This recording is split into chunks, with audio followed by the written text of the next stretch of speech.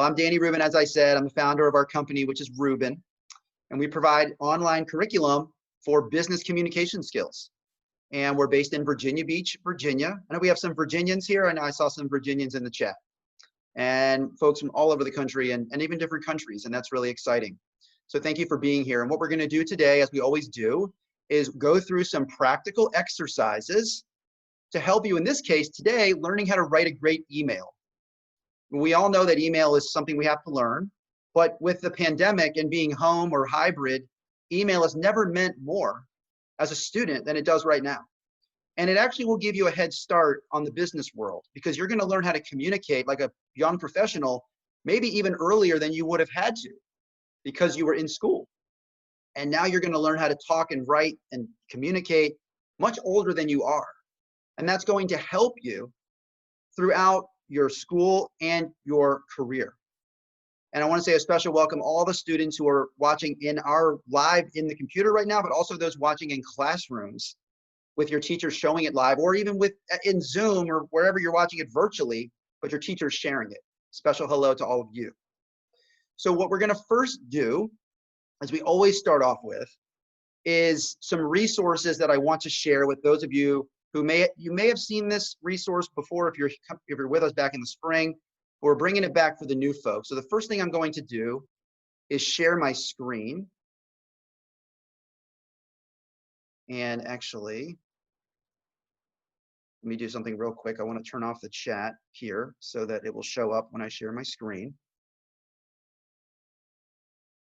There we go. All right. For the teachers who are interested, we put together a free lesson plan for email etiquette. Take a second and eyeball the screen here. You can see the resources we've provided. And we're going to cover many of these today, but then you can take it with you afterwards and you can teach from it. So we're going to go through the fine points of an email, and we're going to learn how to put an email together, but we're giving it all to you as well. And when students complete the unit, they can earn a digital badge. Who here is familiar with digital badges? Which teachers have used digital badges before? Raise your hand if you have, or go in the chat. We have a bunch of hands being raised. So we have a digital badge available. When they go through this unit and prove to you that they know how to write an email, you can award them a digital badge. We're going, texting versus emailing. We're going to show all these in just a minute. Subject lines and addressing people and email signatures. We'll pass it along afterwards so you can take these lessons with you. It's not just going to be contained in this webinar, although we will send a recording out as well. So for those of you who are interested, and we do this every time, but for the new folks, just type your email address and the word interested in this chat, and we will pass it along. And what we'd like to do, whenever possible, is to have a brief phone call with the instructor. This is for educators here, so that we can provide this resource, learn about your class, help you make the most sense of these resources in your class. Some of you, you're regulars here, you know this is what we like to do because we're virtual. We're all separated. We're all on islands. We want to talk to you. We want to talk to each other, have a human connection.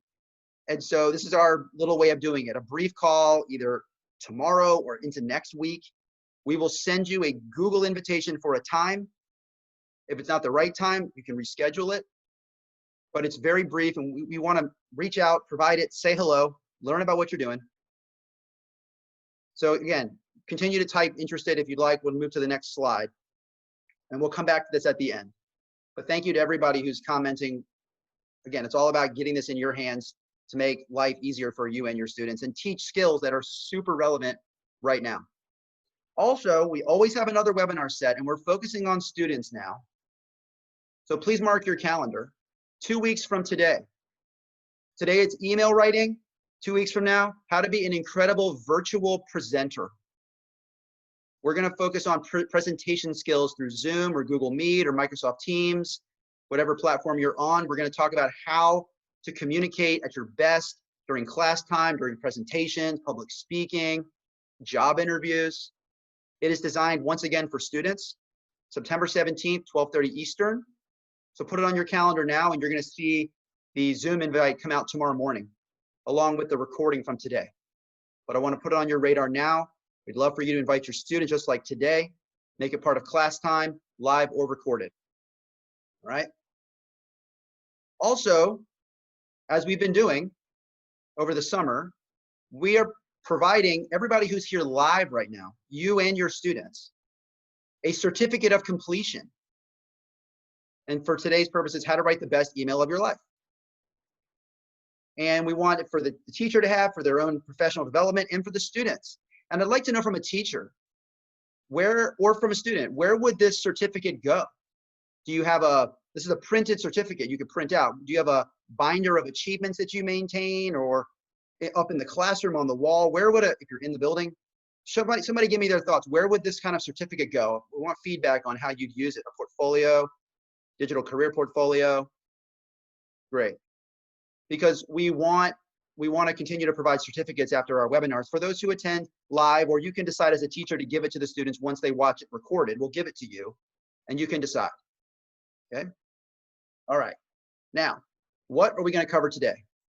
We're going to go through step by step texting versus emailing and the difference between the two, subject lines in emails, how to address people in emails, email bodies, and email signatures. We're going to go top to bottom through an email, and I'm going to engage the students. So students, be ready. I'm going to ask you some questions, and VJ on our team will provide those questions in the chat when we get there too. And we want you to engage with us and take notes in your own computer and learn these basic principles about how to construct a great message. Because as you'll see as we go, the world will judge you on your emails. That's all they know about you is your name and the message in that box. And we want them to be excited to write you back, not nervous about, oh, I don't think this student is mature enough for whatever opportunity they're asking for. You should use the chat, Pablo. Use the chat. Thank you, VJ.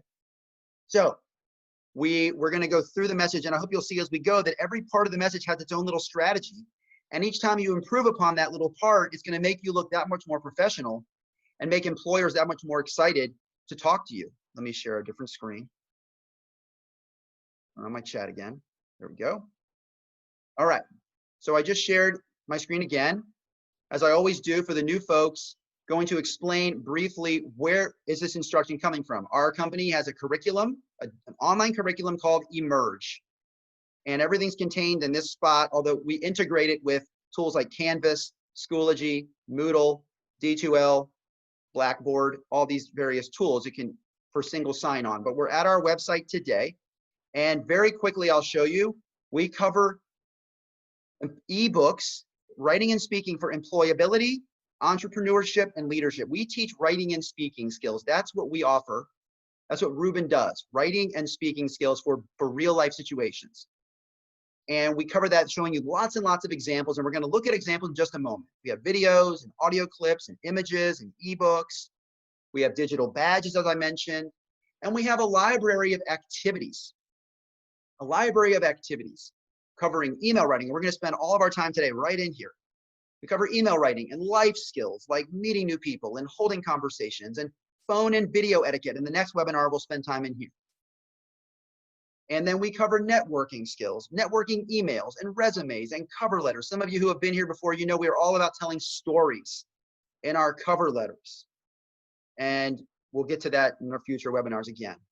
Internship and job outreach emails, LinkedIn profiles, how to write about ourselves, job interview preparation exercises. Anybody here, I always like to ask, who here does marketing, entrepreneurship? Who here is an advisor to a CTSO like Future Farmers or DECA or FBLA or FCCLA? Raise your hand or put in the chat, or even on the college level if you're an advisor. We give lots of examples to help students promote their student organization, sales writing, website pages for e-portfolios and student businesses and PR skills and fundraising skills. BPA, sorry, I didn't say BPA, left them out. There's so many.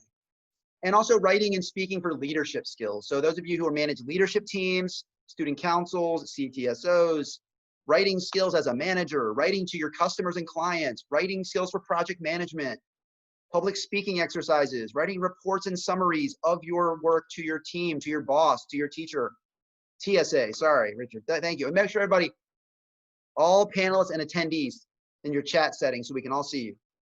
And activities for student leaders as well, learning how to be in charge of the team, communicate well to your members, to the community, to future members. lots and lots of stuff. So we're a library of real life exercises to practice communication tailored to high school and college audiences, and even some themes that are relevant for middle school, although this curriculum is great for high school and college with the activities provided. So what we're going to do is go through an email top to bottom. And one thing that I always like to turn on, and I use it in all of our webinars, we have a great little reading tool in our program that makes the screen dark and just lets you highlight one section of the screen to show students what you want them to see. And I have it turned on for all of us. Let's first understand the distinction between a text message and an email. The biggest thing we want to understand is that sending a text message to our friends and sending an email to a teacher or an employer or college admissions person are completely different writing and mental exercises.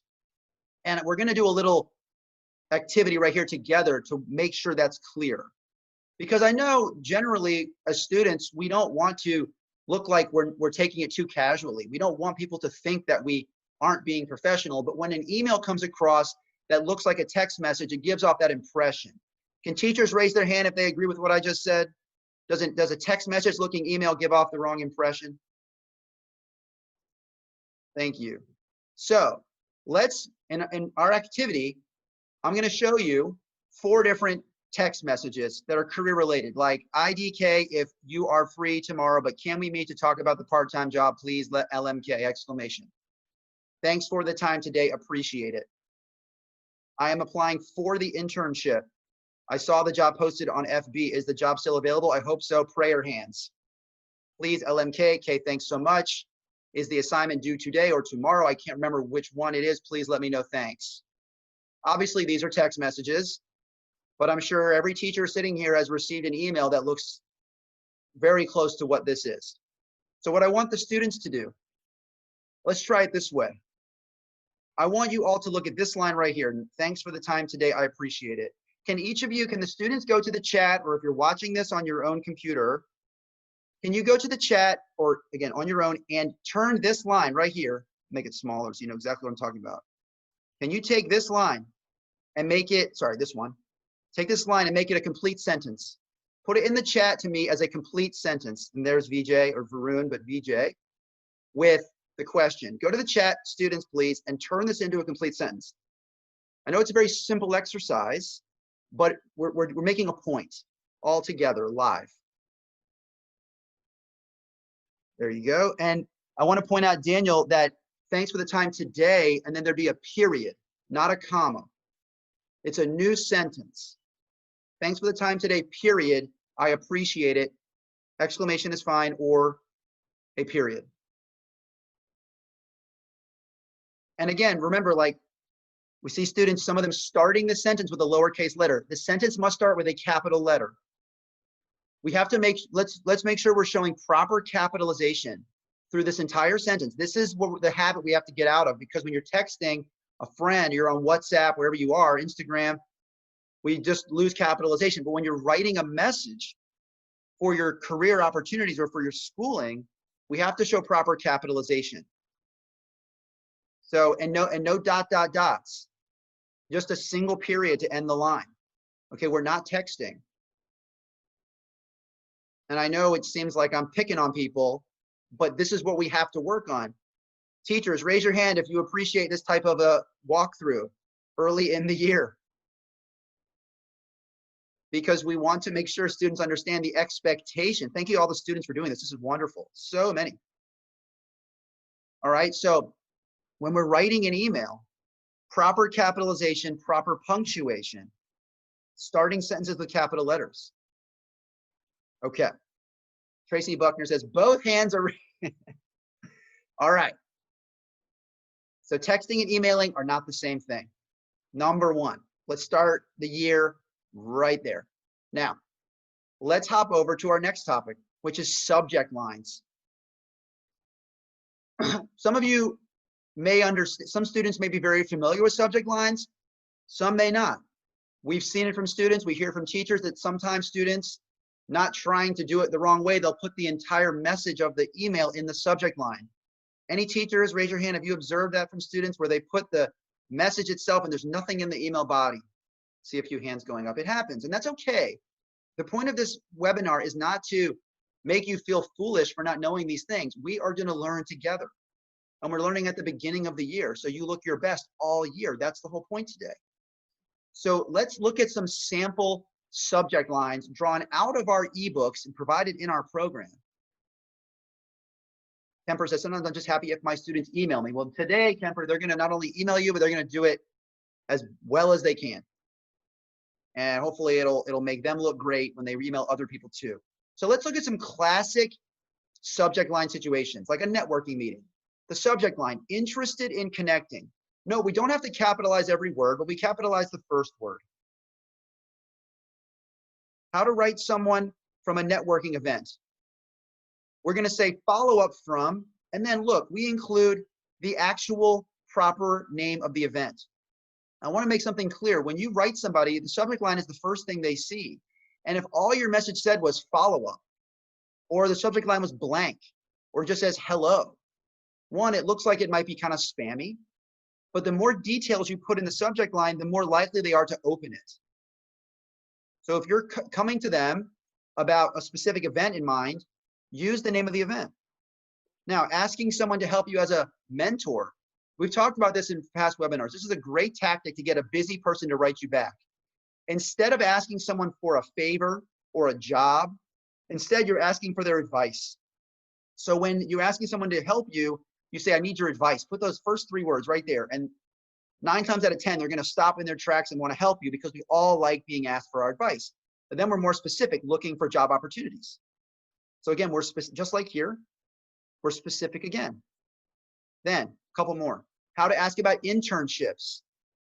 How many of us have sent an email asking for an internship before? Raise your hand if you've sent an email to ask about an internship. Classic email. What are we doing again? Capitalize the first word.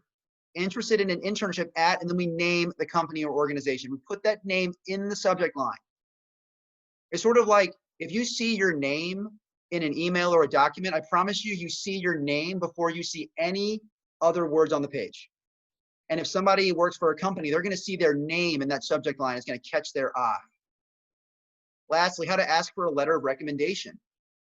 We're stating in the subject line exactly what we need from that person. We're requesting a letter of recommendation. So, next question for you. I want you to think about a message that you need to send to somebody, a teacher, an employer, college. Can you take it, looking at these examples and looking at the capitalization and the use of specifics, can somebody take a chance? A few students, go in the chat and try. Give me a subject line. Let us all see a subject line for an email you need to send. Show us what the subject line should look like. Let's see some answers. And if you're watching this and you're not live in the chat, you're recorded eventually, or you are at your own computer, do it on your own screen. But let's see some subject lines. Let's understand what subject lines should look like. Name change, ENGR 1201006. Very good. Very specific. Professional. I like that, Elijah. Thank you. Let's see a couple more. Homework submission. Question regarding application for student loan. And I will say, Pratik, you don't need a period in a subject line, although your thinking is correct, but you can leave off the period. But your good use of capitalization, need your advice. There, Timothy took mine verbatim. That's okay. Looking for internships. Concern for the course. The rise of Rubens. Send me that email. I'll open it. Spring into fall 20 semester. Good. We don't want the subject line to be too long because we know people may not see the whole thing, especially if they look on their phone. So what I'm seeing here overall is great. Interested in internship position. That came just to me. Financial aid. Okay, great. So we've talked about texting and emailing are not the same thing. We have to switch our thinking and messages, and we're talking about effective, how a subject line should look, and more importantly, how it should feel to the recipient. Because when we say don't judge a book by its cover, the truth is people will judge you on the subject line first because that's all they have to go on. And if the subject line is sloppy or incomplete or too long, it will hurt how they view you and everything else that they read from you beyond the subject line. So it all starts with the subject line. It is the most important part of the message, because you can't get through to somebody unless they open your message and feel good about it. Great job, everybody, sharing all your subject lines. Excellent stuff. All right, let's hop over to the next part of the email. In our webinars, we always try to move fast, change subjects quickly, ask a lot of questions. Who here was on our webinar over the summer talking about how to be a great virtual presenter as a teacher? We talked a lot about asking questions all the time, engaging in the chat, standing up, right? Projecting our voice, always keeping the students with us. All right. Now, one of the trickiest topics in all of business communication, how do you address people in an email? Let's do a little bit of an experiment. I want the students to observe this. Can the teachers go to the chat, please? And I want you to show me in the chat all the different ways that students have written to you and addressed you in your name. Show me the different ways they've written to you in an email, all the ways they've addressed you. I want the students to observe this. What's good, Mr. C? Hey, Lexi. Hey, Miss. Hey, please, what's up? Lots and lots of stuff all over the place. A lot of them say they're not even addressing me. Yo, Miss Simons. MS when they know I'm married. Okay, now, teachers, new question. Show all of us, the students, show the students in the chat how you want them to address you. Show us how you want them to write you. Mrs. Strauss. Are you seeing a trend here? I want the students to look at, you see a trend here among how the teachers want to be addressed? Are we seeing a trend? Are we seeing a lot of Mr. and Ms. and Mrs.? We're not seeing any of the other stuff. And again, we live in a technological age. We're very casual with email and texting, and I know why students write teachers this way, because we write everybody this way. But we have to remember, with teachers and certainly people in the business world beyond the classroom, they expect to be addressed a certain way. So let's talk about how, thank you all the teachers for participating in this. I think it was very instructive to see what we don't want, what we do. Now, in our material, we provide some charts. We're all about practical charts and information. And we have a chart that says, if you are ages 11 to 17, here is how to address your teacher. If you are between 18 and 30, or the person you're writing is between 18 and 35, you've never met them, it's Mr. or it's Ms., or to some people's point, it's Mrs. if you know they are married and prefer to be addressed as such. As a default, it's MS. Ms. Wilson, who just commented, although we cannot see make sure everybody's doing all panelists and attendees, because we can't all see your comments, but she's agreeing with what I just showed. Now, let's say you're 18 to 35 and you're friendly, or the person you're writing to is 18 to 35. You're 11 to 17, they're 18 to 35, and you know them. Guess what? It's still Mr. or Ms. because you're 11 to 17 years old. And when you're addressing people older than you, that's all you do. And if they're over 35, whether you know them or don't know them or do, it's the same rules. There is no in between. There's no gray area. There's no taking a chance they might want to be called X or Y. You will never go wrong if you address students by Mr. or Ms. or Mrs. Also, you may have to address them as a doctor or a coach, also appropriate. You cannot go wrong addressing people this way. But all the ways we just showed in the chat a minute ago, you can go wrong. You can offend people. And if you take that same mentality to the workplace or to the job search, and you address an employer that way, with like, what's up, so-and-so, you're not going to get an email response. Plain and simple, it's going to be a barrier. Now, let's say you're 18 to 22. I know we have some students, and even into your early 20s. Okay, I know we have some college students here, UNC Charlotte, maybe some others, University of Maryland. Now, we allow for a little bit of wiggle room here. It's a very difficult topic to put hard and fast rules, but here's our best approach. If you're writing somebody, if you're 18 to 22 and the person's under 35, if you're writing to, and you've never met them, it's Mr. or Ms. Let's say they're under 35 and you do know them. You may consider a first name if you have a previous relationship and they are in your age range. As a default, Mr. or Ms. if you're not quite sure. If the person's over 35, it's Mr. or Ms. And again, if you know the person, you may consider a first name, or if you're just a little hesitant, you cannot go wrong with Mr. or Ms. So this is our best approach to put some structure around how to address people to give students the safest path. Only if you're friendly or know them, but on any other circumstance, it's Mr. or Ms. and you will not offend, or doctor or coach, professor, whatever their title might be. Okay, so I want to make sure we hit this and take a few minutes because I think this is one of the most critical parts of addressing people. And we try, especially on the high school side, there's just one rule. And the teachers proved it before I even showed you. And I figured they would. Okay. Kemper asked, how do you address multiple students when you BCC? As a word that I think is always appropriate is hi, everyone. And I like the word hi versus hey or hello. We talk about that in our program.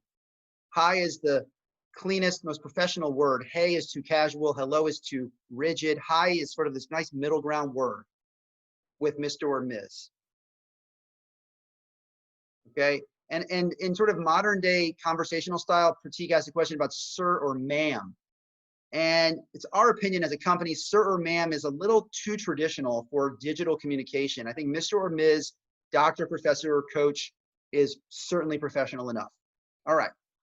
Coming up on 1 o'clock Eastern time, we have a few more things to share. Feel free to keep asking questions and VJ will keep watch. And if we have something we don't address right now, we'll try to get to it at the end. Now, we've covered texting versus emailing. We've covered subject lines. We've covered how to address people. Now let's talk about the body of the email itself. We've provided, and you can look back at this in the worksheets we're going to send you after those who said they were interested, and it will be in the recording, 4 parts to an email body. We'll go through the 4 parts together. The first part is the introduction. My name is, and you explain why you're writing somebody. Why are you addressing them? I'm a recent grad from Big State University or such and such high school. Your name and who you are. Explain right up front, your brief background, okay? Then explain the reason why you're writing the person. Put your purpose up front. We do this in all of our examples in our program. We always put, if anyone's heard the expression, it's popular in the military, it's called bottom line up front. Who's ever heard of that expression? Or who's ever heard of the term, don't bury the lead? You hear that in journalism. Don't bury the lead, right? I meant to say, I always try to give my little background. I forgot today. I'm a former TV news reporter. I worked for CBS TV as a local news reporter before getting into education and curriculum. And as a reporter, put your main point up at the top so that the audience can know right away why it matters. So here we say, as I'm new to the job market, I hope we can meet for coffee, or modern day right now for a Zoom, so I can learn more about your career and prospects in the field of animation, for instance. We're putting at the top, why am I writing you? I say who I am, and I say why I'm writing you. And then here's the key. Here's the special sauce that's going to make people want to write you back excitedly. You're going to prove you did your research on the person by looking at their website bio or a LinkedIn profile. For instance, you say, I checked out your bio. I see you have a lot of design experience, particularly from your time in Hollywood on big budget animated films. That must have been a fantastic opportunity. Let me ask the students, how would I know about this? How would I know they've worked in Hollywood on animated films? I would have had to do what? What's that R word? What's that word? Someone type it in. What would I have to do? Research. Again, make sure you're all in all panels and attendees. Thank you. We have to do our research. That's so important. Remember, the world is a two-way street. If you show people you care about them, they will be more likely to care about you. So we don't go around just asking for favors. We go around building relationships. And we do that by spending a few minutes in their world to gain some little bit of detail and put it back in our message. And then as a last point, we talk about ourselves. Like I recently completed an internship at Acme Corporation in which I was able to use the software programs X and X, whatever they were called. Being specific, again, those proper nouns. Here's a link to my latest animated work. So we give a little bit of detail about us. We even link to our work if it's available. Yes. So, and someone has, we still have to state our name if they know our name. Yes. Always over communicate. Never assume the person knows anything about you, about where you're coming from. Never assume anything. Always start from the beginning. Okay. It's like my chat just went a little haywire on me. Okay. So the flow is your introduction while you're writing them, your research, and then info on you. It's a great structure for an email body when you're looking for opportunities. And we can, look back at this structure in the recording or in the worksheets we provide. But we're going down through a message. So we want to make sure we spend a few minutes on the body. All right, let me see if I can get the chat just went a little haywire on me. Okay. All right, now, the last part of the message, the email signature. How many students have an email signature right now? And who knows what that is? Raise your hand or tell me in the chat, do you have an email signature? Have you made one before? Do you know what we're talking about? RJ says yes. Tyseer, lots of yeses. Some say, no, I do not. That's exactly why we're here. Aaron says, what is that? I need to get one, but I know what it is. This is great. This is what this session is all about. And again, teachers, we're giving you an activity to guide students through this exercise as well, so they can look at examples here and work on it with you after the fact. Lots of notes, and that's the whole point, okay? So let's talk about what is an email signature. The teachers know it is your basic contact and bio information that goes below your name when you write emails. And Nick just asked, what is an email signature? So let me show you. This is an example, and you've probably seen this on other people's emails before. For example, it can contain your name. If you're in a student organization, the name of your title and the name of the group, the name of your school, and the year of your graduation. Your email, if you're comfortable with it, you could provide your cell phone. If not, that's okay. If you have a Twitter profile or a LinkedIn profile, you can put it here. And we have a special little touch we call a personal hashtag. So you can make a hashtag of your name and the word portfolio.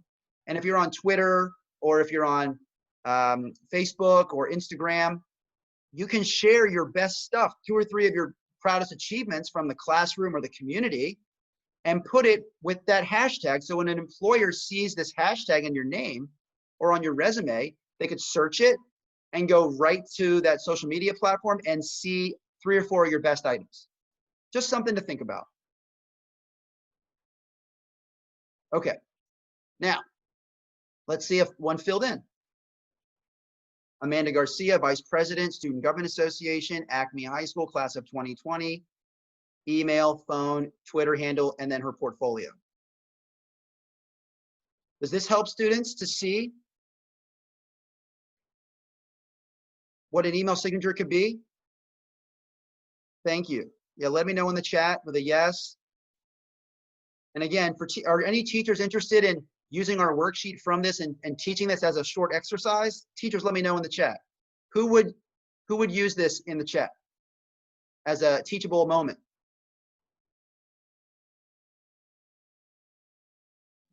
All right. Okay, so we've now covered, Ramon, I'm already preparing. I would use this in career and tech ed. That's exactly right. This is the kind of skill that can help a student open a door, right? And then they'll know forever and ever what a signature is, and your signature will evolve. In our material, we have different examples. If you're a student, if you're a student and you're working, if you're just working, your signature will evolve with you in your life. But you have to always have one, because people will need to call you for things. They need to email you for things. They need to just know, where do you go to school? What do you do for a living? It's just basic information that you will allow people to kind of understand you better without them having to email you and ask you. Pratik says, an email signature, what should it be if I'm currently a student having graduated? So it would be a student-based signature line, okay? With this information, or whatever's relevant to you. You can include the degree that you're going to obtain and then the year of graduation. All right. So we have now gone all the way through a message, texting it versus emailing, all the way to the bottom with an email signature. Now, let me show you one last thing that I think teachers will appreciate. RJ says the presentation workshop is going to be on the 17th of September. I'll remind everybody in just a minute. Last thing to show you. Let's talk about putting it all together. An email about a bad grade to your teacher. Teachers, raise your hand if you received upset emails, angry emails from students and parents about bad grades. And the tone of voice, too aggressive, coming at you. We need to remember that this is business communication. Even in the classroom, our tone of voice is everything. And we don't want to upset people or make them feel like they're being attacked. So let's kind of bring it all together. Subject line, follow up about the grade for, there's those specifics again, final exam. Use those nouns. Lean on your nouns, everybody. Mr. or Ms., last name, good morning or good afternoon. I'm writing you to discuss the grade I received on the final exam in advanced marketing. So what do? Now, we obviously know the teacher. We don't have to introduce ourselves to the teacher here. They know us. But we're starting off with our purpose, right? We're putting our purpose, our bottom line right up front. Then I want to better understand why I received a particular grade and how I can improve for next time. As an example, what is you're writing to discuss the grade? Why? Sort of the what, and then your why. Why am I writing you? Please let me know if we can meet on Tuesday at 2:45 during your planning period. You know, when can we meet to discuss it? If you want to discuss it to that level. So we go with the what, the why, and then the when. It all starts with a professional looking subject line. Even your teacher, you need to make sure everyone takes you seriously when you're writing to them. And a kind of message like this will allow you to do so. So I wanted to end on that, leave a few minutes for questions and wrap up, just to kind of bring it all together and show you a real life situation that many of you may want to end up writing this semester. And it's all about our tone of voice and being very clear with our reasoning for writing somebody. All right, now, let me hop back to the other slides. We're about 5 minutes left before. I always try to finish at 1:15 Eastern time. I want to remind everybody, let me turn my chat on again. Nope, let's see it. There it is. That we are providing this email etiquette lesson plan. And for those of you who missed it at the beginning, we will give you all of this material in a Google folder. So you can take these lessons and teach from them in the classroom beyond today's session. Lesson plans and instructions and examples. And students can earn a digital badge. Now, to receive that, all you need to do is type interested in the chat with your email address. What we like to do, our team, myself, VJ, reach out briefly in the coming days so that we can give you the material, talk about it within your own class. Everyone's classes are different, but these skills matter everywhere. So we'll have a brief conversation, pass it along in the coming days. We'll send a Google invitation with a time. If it's a very brief call, if it doesn't work, you can suggest another time. We'll take our best guess.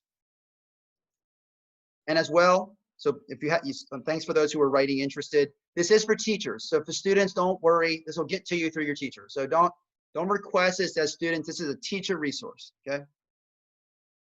And then for those of you, and RJ just asked about the next webinar, it is on September 17th, 12:30 Eastern, how to be an incredible virtual presenter. So we're gonna learn how to be a great presenter through Zoom, whatever platform you're on. You've noticed today I've been keeping you busy in the chat all day. I didn't let you run off to Facebook or Instagram or wherever you're going.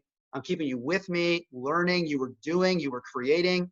I hope that students found this to be a useful 45 minutes of their day. And we're gonna do it again in 2 weeks' time. So again, we can spend just the last few minutes here. If people have questions, VJ, if you caught a question along the way that I missed, or if anybody has one now, I see. Let me scroll back up the chat and see what I see. but we'll spend a little more time with questions, and I'll turn off my camera and we'll come back to center. And Danny, there are a few. I sent you a quick note in your in the chat here. I think Ruxana had a question and Pratik had one that we weren't able to get to yet. You remember what they were? Because it was too far. I don't know where it went in the chat, but I'll just see. You can pull it back. I'll answer it. Otherwise, I'll just see what's So coming through right Ruxana's now. question was do you suggest that the first word in a subject line begins with a capital letter and the rest of the words in the subject line are lowercase? Yes. Yes, I think that's standard business practice to capitalize the first word of the subject line. The rest can be lowercase unless some of the words are proper nouns. And we have an activity in our program where we talk about proper capitalization in business, because capitalization is a wild west right now on the internet. We all capitalize words we think should be when they aren't, or we make words lowercase when they should be capitalized. There's a lot of misinformation on what should be capitalized. So lowercase everything unless the word is like the name of your school, right? And then that should be capitalized. That's a proper noun. Okay. Another good question, Danny, was from Kemper in the chat. How do you address multiple students when using BCC? Yeah, I think I said I would recommend it's hi everyone with the word hi. I think everyone is a safe word that would not offend or look too casual. And I see student says that my teacher's not here. How does she get the folder? We're sending the recording out to everybody. I would just have your teacher reach out to us through the emails we're sending to request that folder. Okay.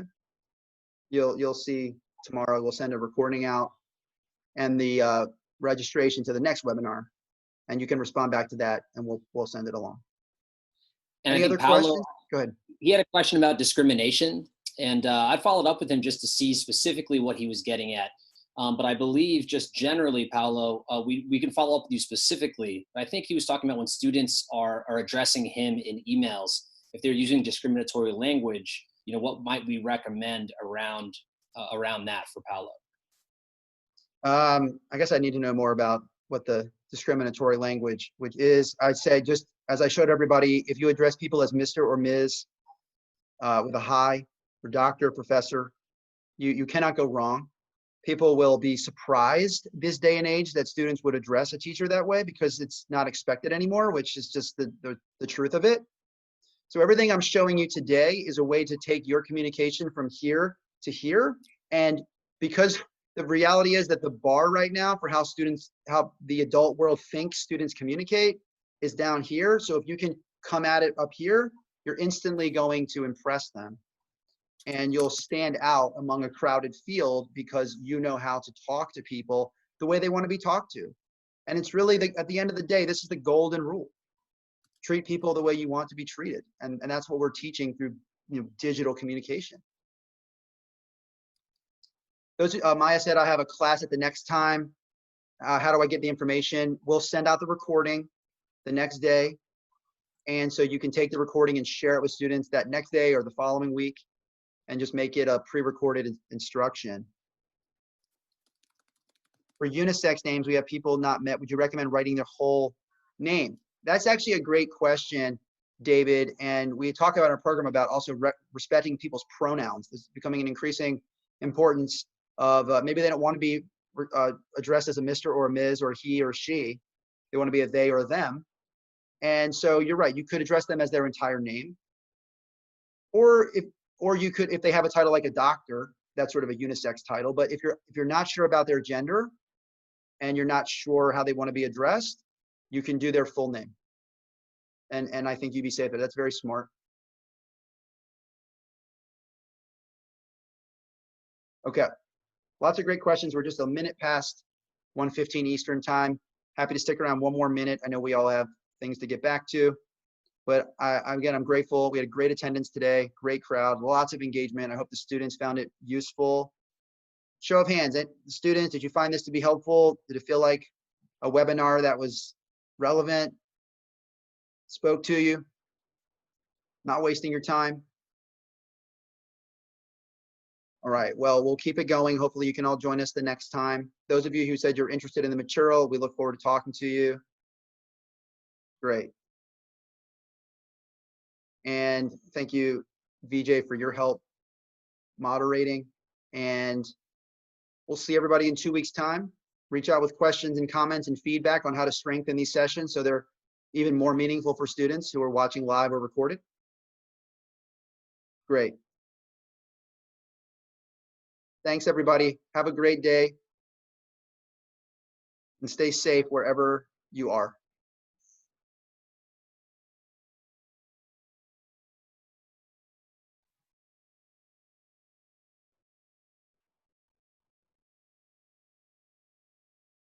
Thanks, everybody.